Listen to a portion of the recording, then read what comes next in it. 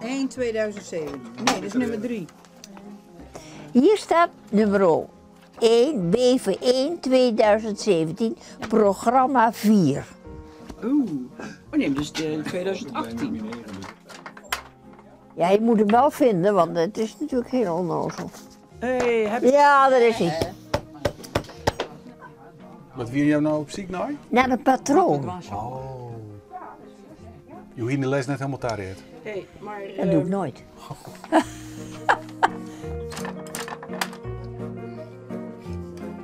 Ik kom uit Noord-Holland, ik kom uit Schootschermer. Ik ben een boerendochter. Mijn moeder gaf al weefles aan de plattelandsvrouwen toen ik nog thuis was. Dus rondom de oorlog.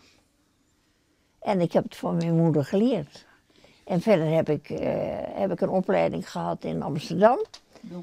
En dat bestond uit textiele werkvormen, kinderverzorging, opvoedkunde, zang, muziek, alles. En dit bleef hangen. Linnen draden en wollen draden. Maar als je bij 2 draden, hè, dus, dan was hij op breedte gebleven. Ja, maar ik wou hem per se dus. Ja, je wou hem zo, dat weet ik. Plissé. Ik zou, Dus valt niet te praten. er valt niet tegen te praten.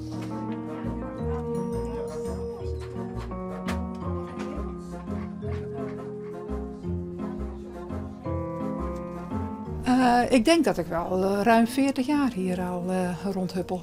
En het is hier altijd hartstikke gezellig, lief en leed. Je kan altijd met je zorgen, want ja, die hebben we ook allemaal natuurlijk.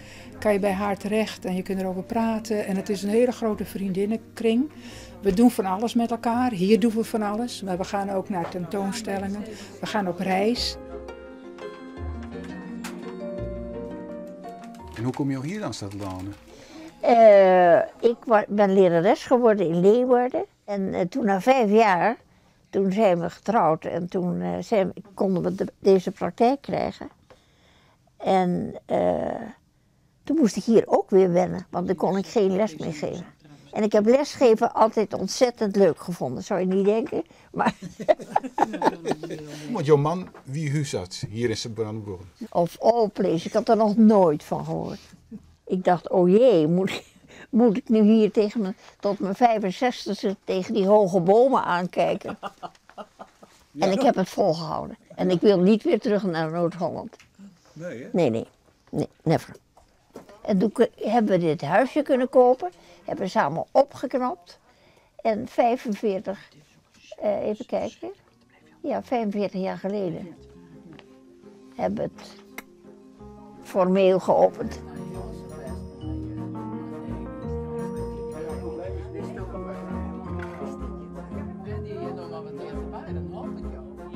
Wat is zo leuk aan Nederland? Nou, het is een heel warm mens. Het is echt, het is een schat. Ja, werkelijk waar. Ja, daar kan ik heel ontroerd van raken.